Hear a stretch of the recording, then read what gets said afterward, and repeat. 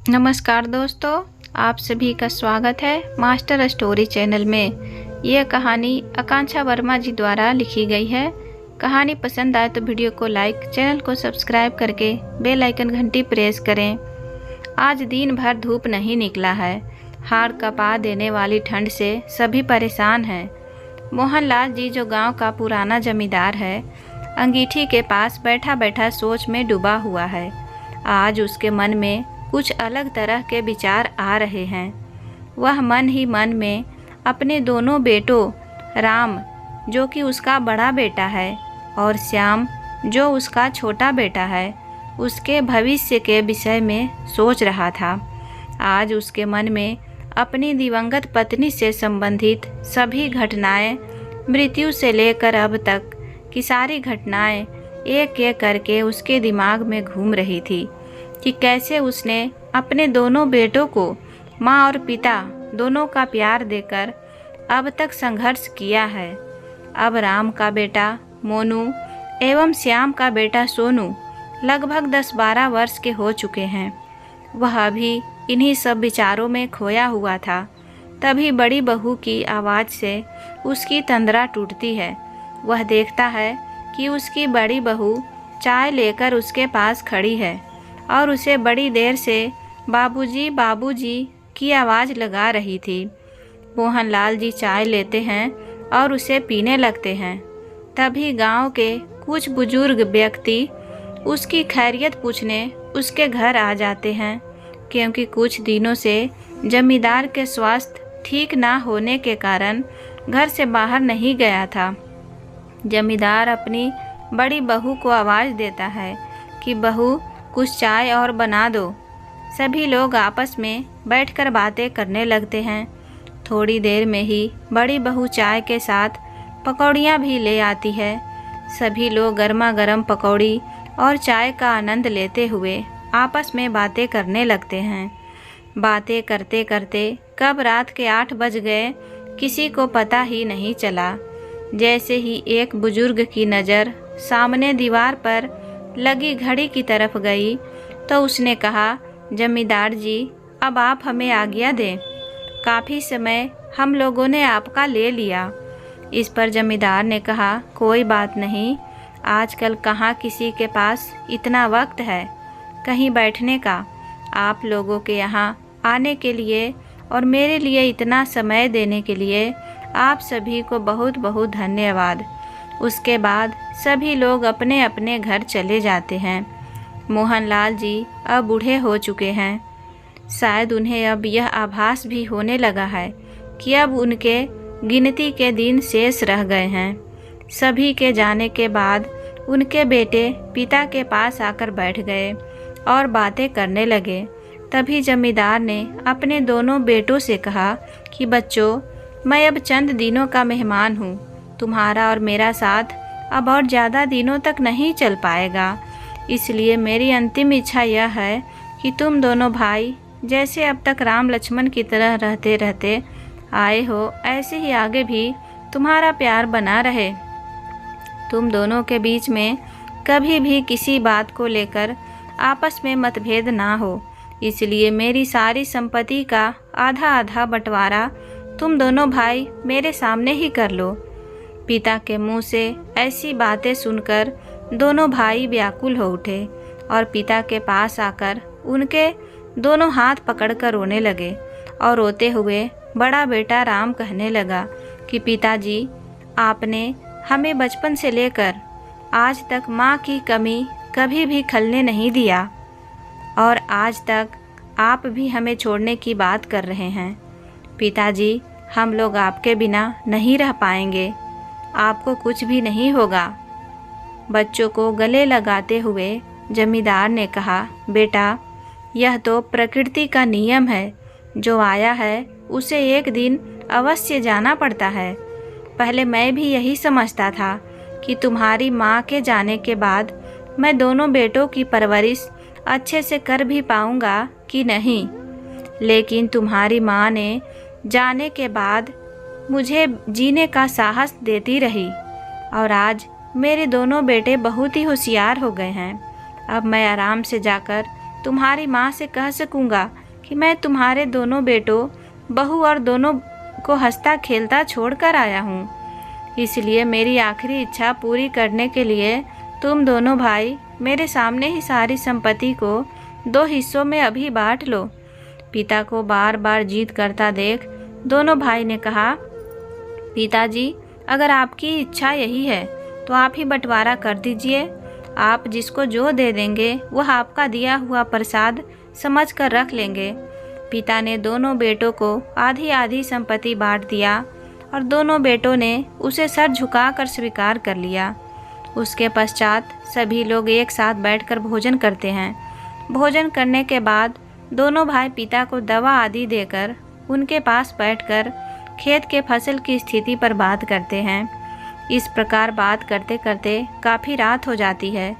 पिताजी ने दोनों बेटों को कहा कि जाओ, अब तुम लोग भी सो जाओ, सुबह अपने अपने काम पर भी तो जाना है। उसके बाद पिता के पैर छूकर दोनों बेटे अपने अपने कमरे में सोने के लिए चले जाते हैं। सुबह जब बड़ा बेटा पिताजी के पैर छूने उनके पास आता है तो देखता है कि पिताजी के हाथ पैर ढीले पड़ चुके थे, उनकी सांस रुक चुकी थी और वह अपनी अंतिम यात्रा पर निकल चुके थे। राम पिता की इस स्थिति को देखकर उनसे चिपक कर जोर जोर से रोने लगता है। बड़े बेटे के जोर जोर से रोने की आवाज़ सुनकर सारा पारिवारिक इकट्ठा हो गया। थोड़ी देर में कई पड़ोसी भी आ जाते हैं। पड़ोसी के कुछ बुजुर्ग व्यक्तियों ने दोनों बेटे को दिलासा दिया और आगे क्रियाकर्म की तैयारी करने को कहा। दोनों बेटों ने मिलकर पिता के क्रियाकर्म आदि सब विधि विधान से संपादित किया। पिताजी के गुजर जाने के कुछ दिनों बाद छोटे बेटे श्याम की पत्नी ने अपने पति से कहा, क्यों न हम लोग अपने गांव की संपत्ति को बेचकर शहर में एक नया घर खरीद लेते हैं और शहर में रहने से मोनू की पढ़ाई बहुत अच्छी तरह से हो जाएगी। श्याम ने कहा कि इसके लिए बड़े भैया से भी पूछना पड़ेगा। इस पर पत्नी ने तुनक कर कहा कि बड़े भाई क्यों चाहेंगे कि आपका बेटा शहर के अच्छे स्कूल में पढ़े? वह तो यही चाहेंगे कि हमारा मोनू भी उनके बेटे सोनू की तरह गांव के छोटे स्कूल में पढ़े। मोनू को भी गांव का स्कूल पसंद नहीं है।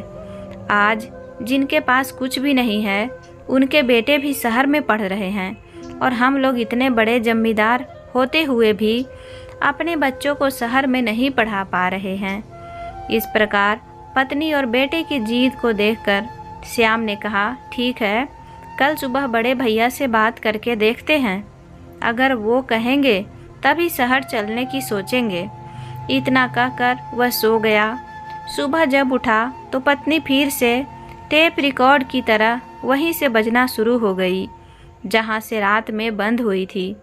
श्याम कमरे से निकलकर बड़े भाई के पास जाकर बैठ जाता है और बहुत ही संकोच के साथ भाई से पत्नी वाली बात कह देता है। राम छोटे भाई की बात सुनकर प्रसन्नतापूर्वक कहता है, यह तो बहुत अच्छी बात है। अगर मोनू का मन शहर के स्कूल में पढ़ने का है तो उसे शहर में अवश्य पढ़ाएंगे। छोटे भाई ने कहा, लेकिन मेरे हिस्से की ज़मीन जायदाद इतनी जल्दी कैसे बिक पाएगी? बड़े भाई ने कहा, अरे पगले, मोनू को पढ़ने के लिए पूर्वजों की संपत्ति बेचने की क्या आवश्यकता है? मोनू को तो हम दोनों भाई मिलकर शहर में पढ़ा ही सकते हैं। इतने में श्याम की पत्नी बोल उठी, भाई साहब, हम लोग सोच रहे हैं कि शहर में ही जाकर जब यहाँ रहना ही नहीं है तो यहाँ की संपत्ति रखने का क्या फ़ायदा? बड़े भाई को अब सब समझ में आ गया कि अब कुछ भी समझाने से कोई भी फ़ायदा नहीं है। इन लोगों ने शहर जाने का मन पूरी तरह से बना लिया है। उसने श्याम से कहा कि आज ज़रा गांव में जाकर ज़मीन के भाव पूछना कि इस समय गांव की ज़मीन के क्या भाव चल रहे हैं, लेकिन यह किसी से मत बताना कि तुम यह सब क्यों पूछ रहे हो। छोटे भाई ने वैसा ही किया जैसा बड़े भाई ने कहा था। उसने जाकर गांव के कई लोगों से ज़मीन के भाव पूछे और घर वापस आ गया और घर आकर पत्नी को सारी बातें बता दी। उसकी पत्नी ने तुरंत पेन और कागज़ लेकर अपने हिस्से की पूरी संपत्ति का हिसाब लगा लिया और पति को बताया कि हमारी पूरी संपत्ति लगभग 70 लाख की है। अगर हमें 70 लाख रुपए मिल गए तो इससे हम शहर में अच्छा मकान भी ले लेंगे और मोनू की पढ़ाई भी शहर के सबसे अच्छे स्कूल में हो जाएगी। रात में जब बड़ा भाई घर पर आया तो छोटे भाई और उसकी पत्नी को बुलाया और पूछा कि ज़मीन के भाव का पता लगा लिया। इससे पहले कि छोटा भाई कुछ कहता कि उसकी पत्नी बीच में ही बोल पड़ी और कहा कि भाई साहब, हमारे हिस्से की पूरी संपत्ति 70 लाख रुपए की है। बड़े भाई ने कहा कि आप लोग बैठो, मैं 2 मिनट में आता हूँ। इतना कहकर वह अपने कमरे में गया और पैसों से भरा बैग लेकर बाहर निकला और छोटे भाई को पैसों से भरा बैग पकड़ाते हुए कहा कि गिनती कर लेना, पूरे 70 लाख रुपए हैं। छोटे भाई ने कहा कि भैया, अभी ज़मीन की रजिस्ट्री तो किया नहीं, तो यह पैसे इतनी जल्दी कहाँ से आ गए? बड़े भाई ने कहा कि तुम्हारी भाभी के गहने थे, कुछ मेरे पास थे और कुछ लोगों से कर्जा ले लिया। भाई, तुझे शहर भी तो जल्दी जाना है। अगर लेट हो जाएगा तो मोनू का एडमिशन भी अच्छे स्कूल में नहीं हो पाएगा, इसलिए मैं जल्दी जल्दी सारा पैसा इंतज़ाम कर लिया। रही बात रजिस्ट्री की, तो उसकी कोई ज़रूरत नहीं है। रजिस्ट्री में भी पैसे क्यों बर्बाद किए जाएंगे? अगर तुम्हारी इच्छा है तो स्टाम्प या किसी सादे कागज़ पर जो लिखना चाहे लिखकर अपनी भाभी को दे देना। छोटे भाई ने कहा कि भैया, यह तो गलत बात है, आप रजिस्ट्री ज़रूर करवा लो। रही बात पैसों की, तो इन्हीं पैसों में से रजिस्ट्री हो जाएगी, आपको अलग से खर्च करने की ज़रूरत नहीं है। बड़े भाई ने कहा नहीं, इसकी कोई ज़रूरत नहीं है, जितना मैंने कहा है बस उतना कर दो। श्याम ने अगले दिन तहसील से एक स्टाम्प लाकर सब कुछ उसमें लिखकर अपनी और अपनी पत्नी और बेटे सभी के हस्ताक्षर अंकित कर स्टाम्प भाभी को देकर शहर चला गया। श्याम ने शहर में आकर एक अच्छा सा मकान खरीद लिया और मोनू का नाम भी एक अच्छे स्कूल में लिखा लिया। खुद भी एक कंपनी में अच्छे पद पर काम करने लगा। अब उसकी ज़िंदगी खूब ऐशो आराम से बीतने लगी। इस तरह कई वर्ष बीत गए। एक दिन बड़े भाई शहर में किसी काम से आए तो सोचा कि क्यों न श्याम से भी मिलता चलूं। 2 वर्ष हो गए, उसका कोई हाल चाल नहीं मिला है और मोनू को भी देखने को बहुत इच्छा हो रही है। और इस समय गर्मी भी बहुत है। इसी बहाने थोड़ा समय श्याम के घर पर बीत जाएगा और फिर शाम वाली बस से गांव वापस चला जाऊंगा। यही सब सोचकर राम अपने छोटे भाई के मकान की तरफ पैदल ही चल पड़ा। रास्ते में उसे प्यास बहुत अधिक लग रही थी, लेकिन उसने सोचा कि अब कहीं पानी नहीं पीऊँगा, अब तो पानी मोनू के हाथ से ही पी लूँगा। इसलिए उसने रास्ते में कहीं एक गिलास पानी भी नहीं पिया। जैसे ही वह श्याम की कॉलोनी में प्रवेश किया, श्याम की पत्नी ने उसे छत से ही देख लिया और अपने मन में ही कहा कि अरे बड़े भैया, यहाँ क्यों आ रहे हैं?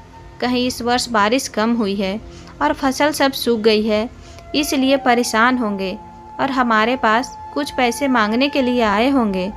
वह जल्दी जल्दी छत से नीचे उतरी और नीचे आकर अपने बेटे मोनू से सारी बात बताई कि बड़े भैया आ रहे हैं, ज़रूर कुछ न कुछ मांगने आए होंगे।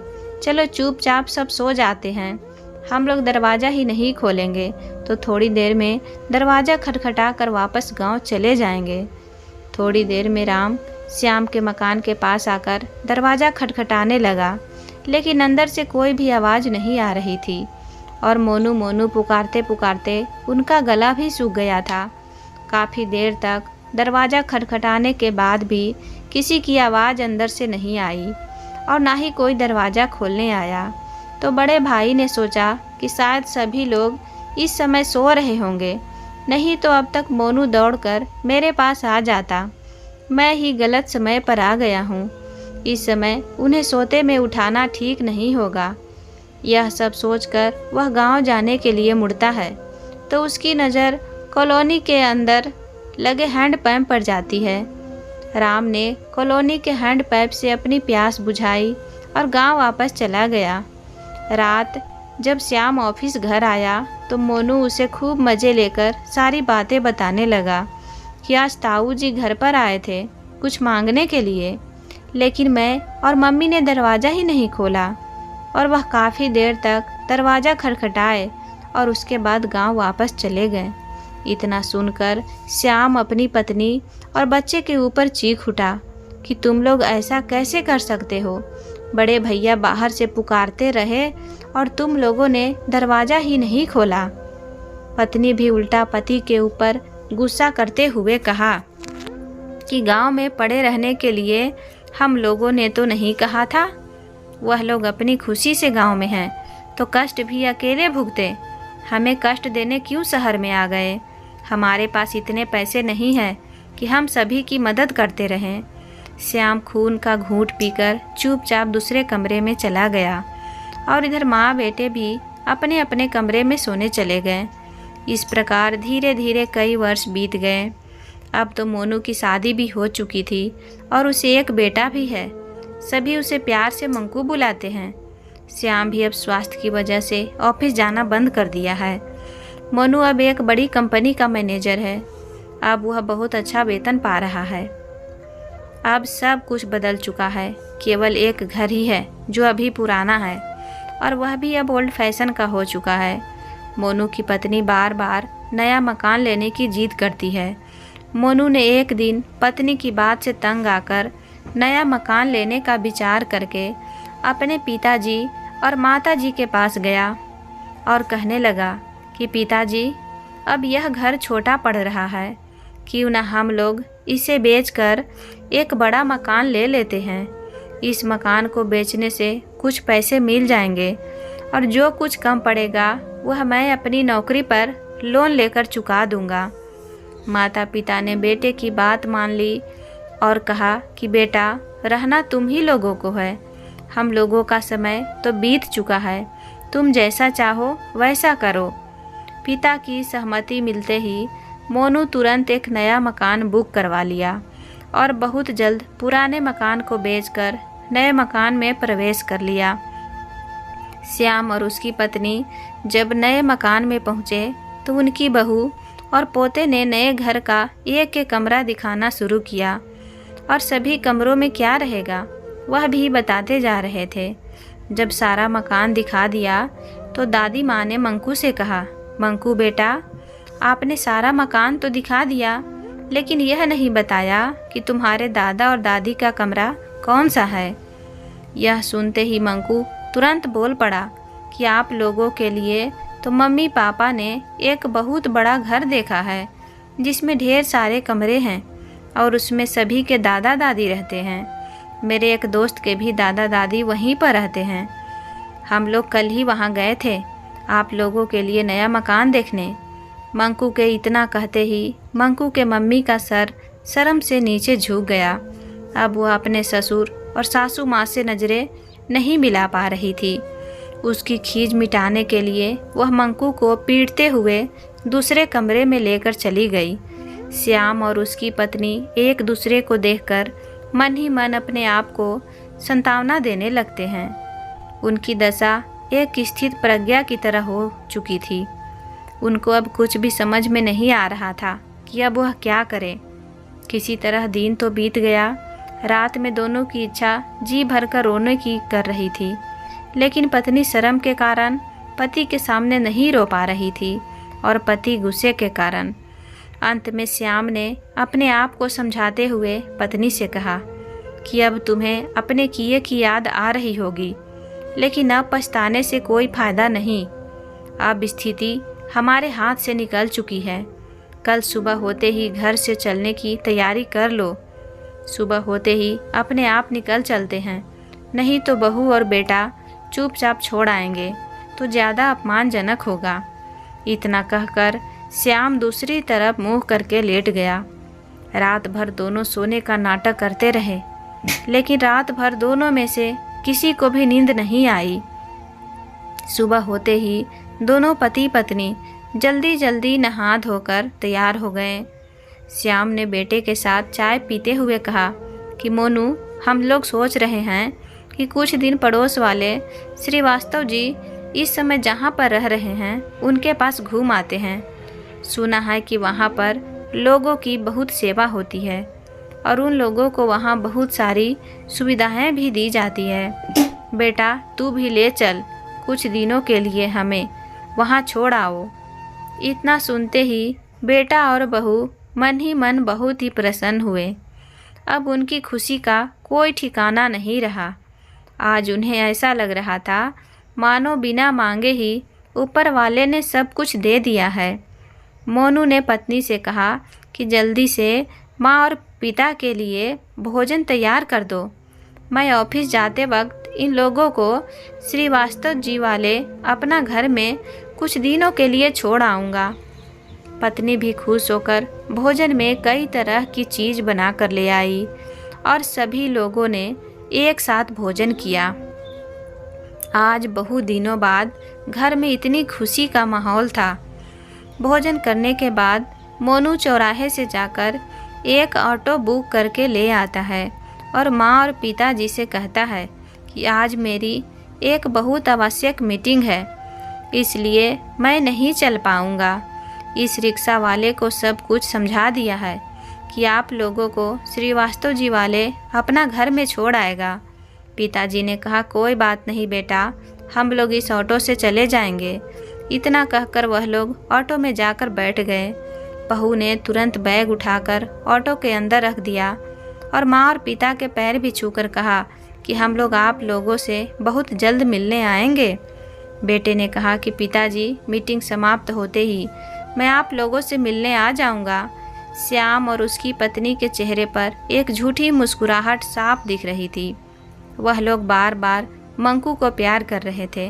उनके इस व्यवहार से स्पष्ट दिख रहा था कि उनकी इच्छा अपना घर में जाने की बिल्कुल ही नहीं थी, परंतु वह लोग मजबूर थे। जाने से पहले दादा दादी ने अपने पोते को ढेर सारा प्यार और आशीर्वाद दिया। इसके बाद ऑटो वाले ने अपना ऑटो स्टार्ट किया और अपना घर के लिए चल दिया। घर से कुछ दूर निकलने पर दोनों पति पत्नी एक बार फिर गमों की दुनिया में गोते लगाने लगते हैं। लगभग 45 मिनट बाद ऑटो के बंद होते ही दोनों अपने गमों की दुनिया से बाहर आते हैं और श्याम कहता है कि भाई, आ गया क्या अपना घर? ड्राइवर ने जवाब दिया, जी साहब, आ गया। इसके बाद दोनों पति पत्नी ऑटो से उतरकर अपना घर के स्वागत कक्ष तक पहुंचते हैं। ड्राइवर भी बैग लेकर दोनों को स्वागत कक्ष छोड़ने आता है और उसके बाद दोनों पति पत्नी से विदा लेकर यह बड़बड़ाते हुए कि क्या ज़माना आ गया है, और वह चला जाता है। श्याम और उसकी पत्नी जब स्वागत कक्ष पर पहुँचे और उन्होंने अपना नाम बताया, उस दिन मेरा अच्छा दिन, तो स्वागत कक्ष वाले ने तुरंत जवाब दिया कि जी अंकल जी, आपका नाम पहले से ही लिखा हुआ है, आप लोग अंदर चले जाइए, वहाँ आपको सब कुछ विस्तार से बता दिया जाएगा। दोनों पति पत्नी हैरान होकर एक दूसरे को देखने लगते हैं, लेकिन चाह कर भी एक दूसरे से कुछ कह नहीं पा रहे थे। उसके कुछ देर बाद अपना घर के इंचार्ज आ गए।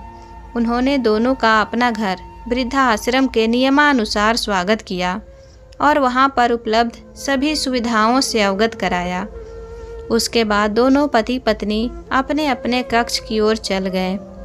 इस प्रकार श्याम और उसकी पत्नी को वृद्धा आश्रम में रहते हुए काफ़ी समय हो गया। मोनू और उसकी पत्नी ने आज तक अपने बूढ़े माता पिता की कोई खबर नहीं ली। एक दिन अपना घर के सभी लोग बहुत खुश दिख रहे थे। सभी लोग आपस में खुश होकर कुछ बातें कर रहे थे। श्याम ने सब लोगों को इतना खुश कभी नहीं देखा था। उसने अपने एक साथी से पूछा कि आज सभी लोग इतना खुश क्यों हैं? इस पर उसने कहा कि कल एक बड़े अधिकारी के पिताजी का जन्मदिन है।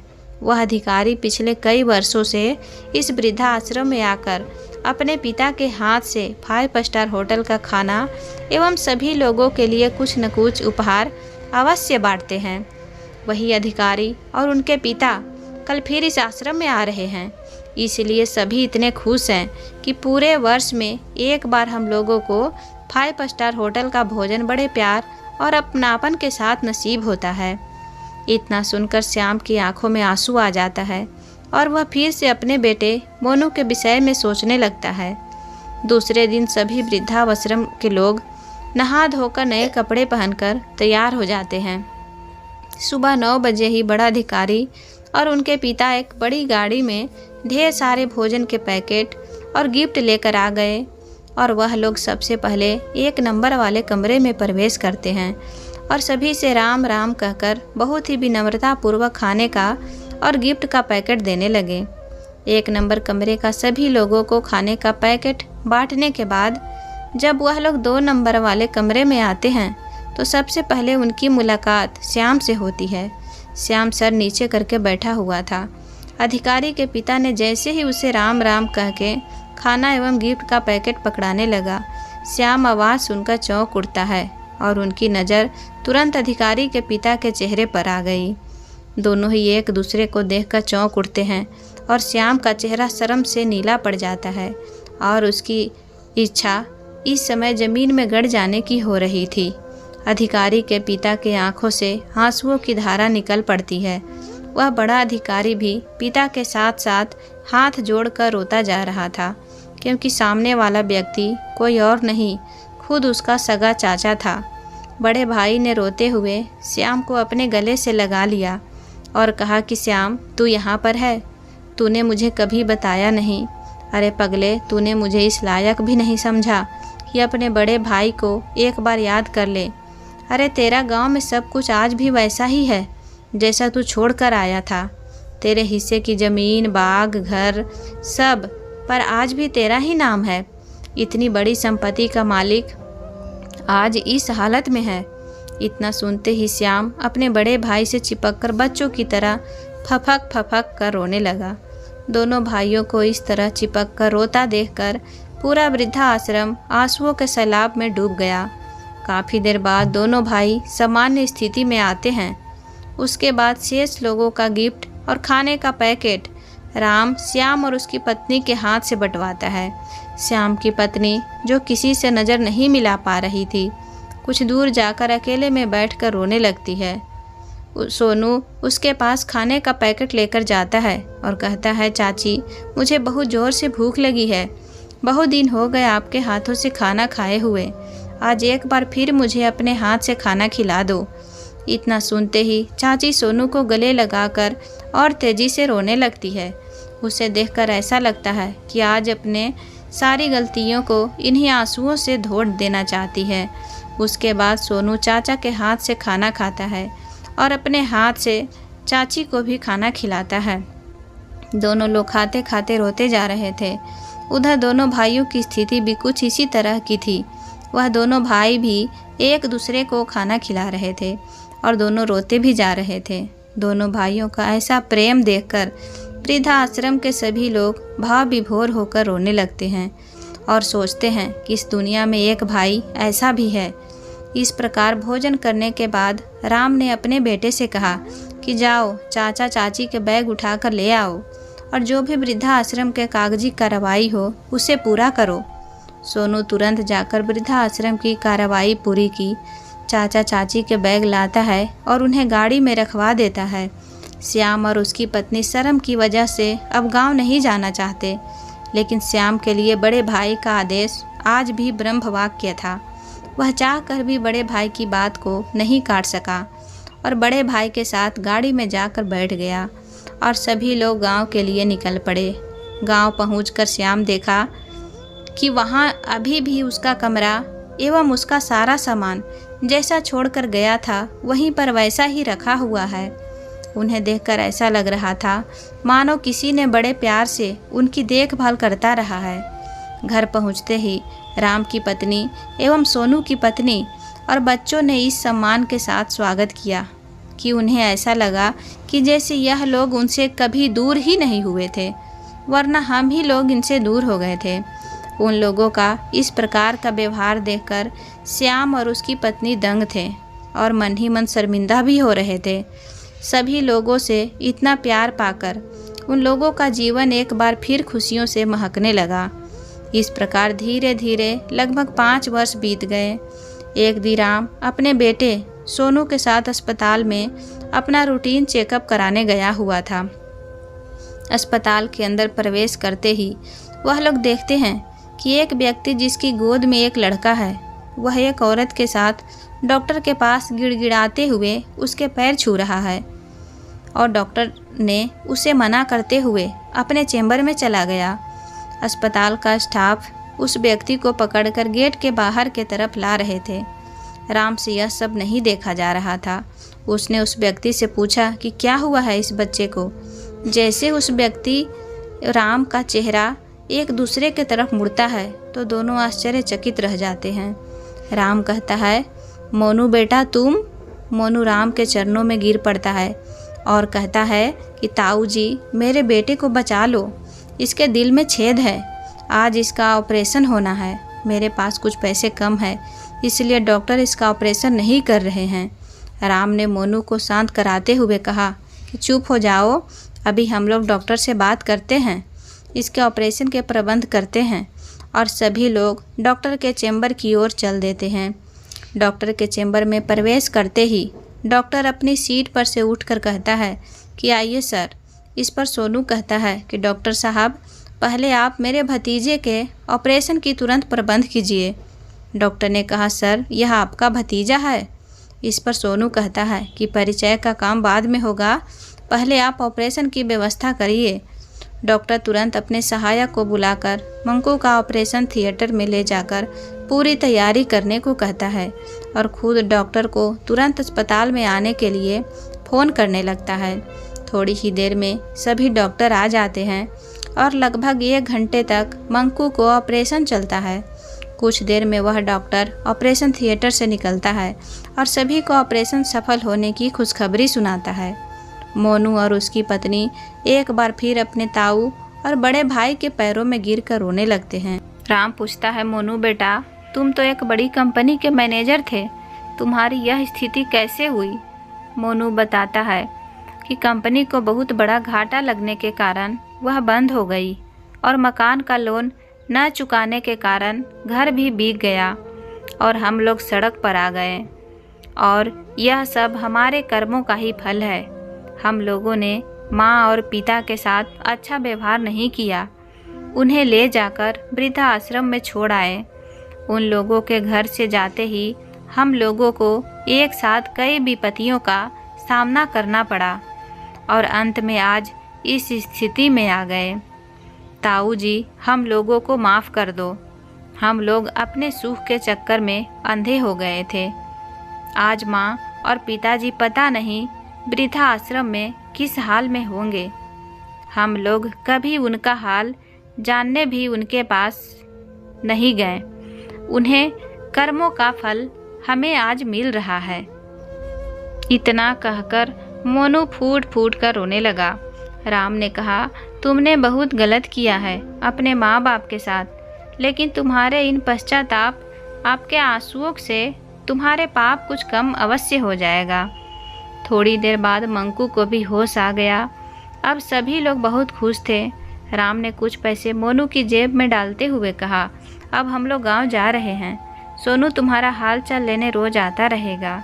मैं जिस दिन मंकू डिस्चार्ज होगा उस दिन फिर आऊँगा। इतना कहकर गांव चले जाते हैं। 7 दिन बाद जब मंकू को अस्पताल से डिस्चार्ज होता है तो राम फिर आता है और मोनू और उसकी पत्नी को गांव चलने के लिए कहता है। मोनू कहता है कि ताऊ जी गांव में तो हमारा अब कुछ भी नहीं है, वहाँ का सब कुछ तो हम लोगों ने काफ़ी पहले ही बेच दिया है, अब किस मुंह से गांव चलूं। राम कहता है, मोनू तू अब भी हम लोगों को पराया समझता है। मैं तो हमेशा से तुझे अपने सोनू से बढ़कर मानता आया हूँ, क्या तुझ पर मेरा कोई अधिकार नहीं है। इतना बात सुनकर मोनू अपने ताऊ से लिपट कर रोने लगता है और कहता है कि ताऊ हम लोग बहुत गलत हैं, लेकिन आपका दिल बहुत बड़ा है। आप इस धरती पर भगवान का एक रूप हो, जो हम लोगों के द्वारा इतना गलत व्यवहार करने के बाद भी आप हमें अपना मानते हो। राम कहता है कि चुप हो जाओ और चलो गाड़ी में बैठो। सभी लोग गाड़ी में बैठकर गांव आ जाते हैं। गांव में पहुंचकर मोनू देखता है कि उसके माँ और पिताजी पहले से ही घर में मौजूद हैं। मोनू देखकर आश्चर्यचकित हो जाता है और अपने माँ बाप से नज़रें नहीं मिला पाता है। राम कहता है कि जाओ अपने माँ बाप के पैर छूकर अपने किए की माफ़ी मांगो। इस पर श्याम कहता है कि मेरे पैर छूने की कोई ज़रूरत नहीं है, मैं नहीं जानता कि यह लोग कौन है। इसके बाद सोनू मंकू को गोदी में लेकर जैसे ही घर में प्रवेश करता है, श्याम और उसकी पत्नी मंकू की यह हालत देखकर स्वयं को नहीं रोक पाए और इस सब कुछ भूलकर मंकू के पास पहुंच जाते हैं और पूछते हैं कि क्या हुआ मंकू बेटा तुझे।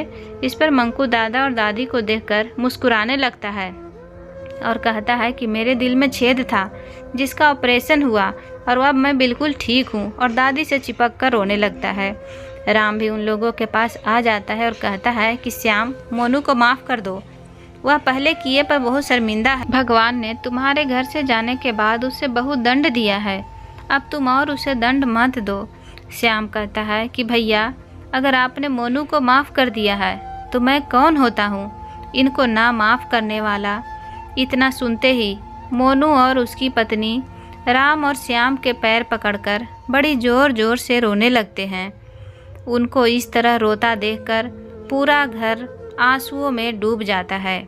आज राम भी मन ही मन बहुत खुश था, उसे बहुत अधिक आत्मसंतुष्टि प्राप्त हो रही थी। आज उसने अपने पिता को सपने को साकार कर दिया और पूरे परिवार को फिर से एक कर दिया। तो दोस्तों ये थी आज की कहानी पसंद आए तो वीडियो को लाइक, चैनल को सब्सक्राइब ज़रूर करें। धन्यवाद।